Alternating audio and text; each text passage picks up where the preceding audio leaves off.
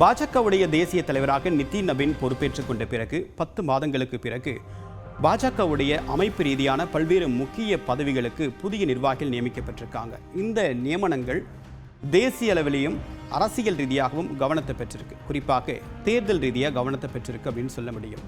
ஏன் இந்த நியமனங்கள் கவனத்தை பெற்றிருக்கு அப்படின்னு பார்த்தா, ஒட்டுமொத்தமாக 65 பதவிகளுக்கு இந்த நியமனங்கள் மேற்கொள்ளப்பட்டிருக்கு.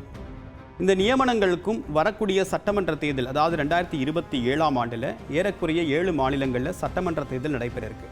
இந்தியா ஒரே நாடு ஒரே தேர்தல் அப்படின்ற ஒரு இலக்கை நோக்கி பயணிக்கக்கூடிய நிலையில் இந்த நியமனங்கள், அதுவும் குறிப்பாக உத்தரப்பிரதேச மாதிரியான ஒரு மிகப்பெரிய மாநிலத்தை மையப்படுத்தி நடைபெறக்கூடிய சட்டமன்ற தேர்தலை மையப்படுத்தி தான் இந்த நியமனங்கள் மேற்கொள்ளப்பட்டிருக்கு அப்படின்னு சொல்கிறாங்க. அதுக்கு இன்னொரு காரணத்தையும் அவங்க முன்வைக்கிறாங்க. என்ன சொல்கிறாங்க அரசியல் நோக்கர்கள் அப்படின்னு பார்த்தா, ஒட்டுமொத்தமாக 65 பதவிகளுக்கு இந்த நியமனங்கள் மேற்கொள்ளப்பட்டிருக்கு. அதில் 8 பேர் உத்தரப்பிரதேசத்தை சேர்ந்தவர்கள் அப்படின்னு சொல்கிறாங்க. ஸோ உத்தரப்பிரதேசம் ஒரு முக்கியமான இடத்துல இருக்கிறதுனால தான் அங்கே இருக்கக்கூடியவர்களுக்கு, ஒரு முக்கிய தலைவர்களுக்கு இந்த நியமனங்களில் முக்கிய பொறுப்புகள் கொடுக்கப்பட்டிருக்கிறது மூலமாக தெரிய வருது அப்படின்னு சொல்கிறாங்க. உதாரணத்திற்கு ஸ்மிருதி இரானி 2014 மக்களவைத் தேர்தலில் அவங்க அமேத்தியில் வெற்றி பெற்றதன் மூலமாக ஒரு இளம் தலைவராக, ஒரு கேபினெட் அமைச்சராக அவங்க பொறுப்பேற்றுக் கொண்டாங்க.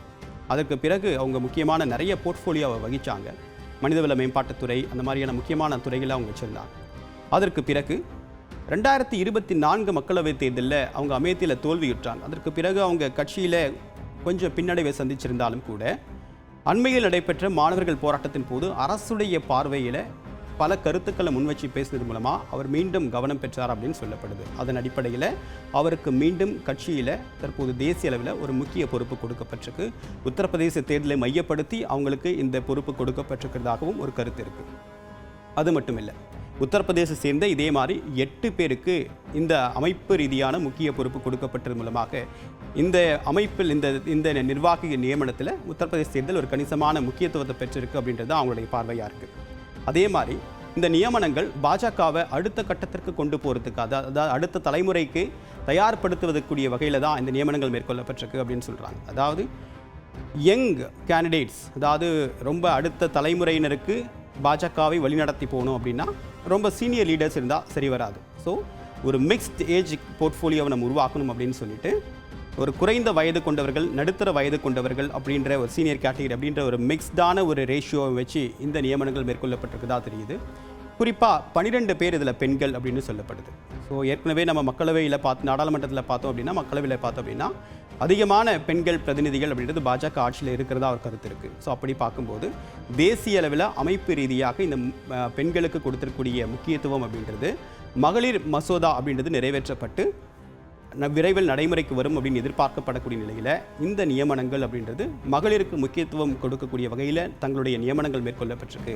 அதன் மூலமாக தேர்தலில் ஒரு கணிசமான பெண்களுக்கான முன்னிறுத்தலை இப்போவே தொடங்கி இருக்கிறது பாஜக அப்படின்ற ஒரு எண்ணத்தை ஏற்படுத்துவதற்காகவும், அந்த தளத்தை எளிதாக கைப்பற்றக்கூடிய வகையில் தான் பாஜக நியமனங்கள் மேற்கொண்டிருக்கிறதா சொல்கிறாங்க. இன்னொரு பக்கம் என்ன அப்படின்னா, இதில் வெவ்வேறு தரப்பு பிரதிநிதிகள், அதாவது ஷெட்யூல் கேஸ்ட், ஷெட்யூல் ட்ரைப் அப்படின்ற எல்லா தரப்பிலிருந்தும் பிரதிநிதிகள் நியமிக்கப்பட்டிருக்காங்க. ஸோ அந்த ஈக்குவேஷன் மாறுது அப்படின்றாங்க. ஜென்சி போராட்டம் அப்படின்றது அண்மையில் அரசியலில் ஒரு மிகப்பெரிய தாக்கத்தை ஏற்படுத்தின விஷயம். ஸோ அந்த தாக்கத்தின் காரணமாக இந்த நியமனங்களில் குறைந்த வயதுள்ளவர்களுக்கு முக்கியத்துவம் கொடுக்கப்பட்டிருக்கு அப்படின்ற ஒரு பார்வையும் முன்வைக்கப்படுது. இதில் ரொம்ப கவனத்தை பெற்றிருக்கக்கூடிய ஒரு நியமனம் அப்படின்னு பார்த்தா, பாஜகவுடைய சோஷியல் மீடியா டீமுக்கான நியமனம் தான். அதாவது தீபக் மாஸ்க் அப்படின்றவர் தான் இப்போ புதிதாக அந்த பொறுப்புக்கு நியமிச்சிருக்காங்க.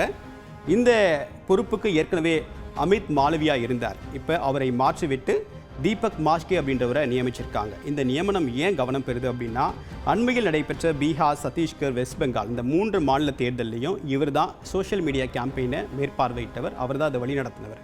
ஸோ இதன் மூலமாக அவருக்கு ஒரு முக்கிய பொறுப்பு அப்படின்றது கொடுக்கப்பட்டிருக்கு. ஸோ தேசிய அளவில் இவரை தேர்தலுக்கு தயார்படுத்தக்கூடிய வகையிலையும், வரக்கூடிய சட்டமன்ற தேர்தலில் இவருக்கு ஒரு மிக முக்கியமான பொறுப்பை தரக்கூடிய வகையிலும், ஒரு யங் ஃபேஸ், அதாவது இவருடைய வயசு அப்படின்னு பார்த்தா 58, ஏற்கனவே இவர் சத்தீஸ்கர் மாநிலம் ராய்ப்பூரை சேர்ந்தவர் அப்படின்னு சொல்கிறாங்க. ஏறக்குறைய 15 வருஷமாக இந்த மாதிரி இண்டஸ்ட்ரியில், அதாவது சோஷியல் மீடியா ஐடி இண்டஸ்ட்ரியில் கிட்டத்தட்ட 15 வருஷம் எக்ஸ்பீரியன்ஸ் இருக்குது. ஸோ இவரை நியமித்ததன் மூலமாக வரக்கூடிய தேர்தல்களில் ஜென்சியுடைய தாட்டையும் புரிஞ்சுக்கொண்டு அவங்களுக்கு ஏற்ற வகையில் சோஷியல் மீடியா கேம்பெயினை வழிநடத்த முடியும் அப்படின்றது தான் எதிர்பார்ப்பாக இருக்குது. ஸோ அண்மையில் நடைபெற்ற மாணவர்கள் போராட்டம் அப்படின்றது ஒரு மிகப்பெரிய இம்பேக்ட் எல்லா அரசியல் கட்சிகள்கிட்டையும் ஏற்படுத்தியிருக்கு. இனிமேல் அவங்கள ஒதுக்க முடியாது அப்படின்ற இடத்துக்கு அரசியல் கட்சிகள் வந்திருக்காங்க. ஸோ அதுக்கு ஏற்ற வகையில் தங்களுடைய அமைப்பு ரீதியான மாற்றங்களை அவர்கள் சார்ந்து பார்வைகளை முன்வைக்கக்கூடியவர்களுக்கு கொடுக்க ஆரம்பிச்சிருக்காங்க அரசியல் கட்சிகள்.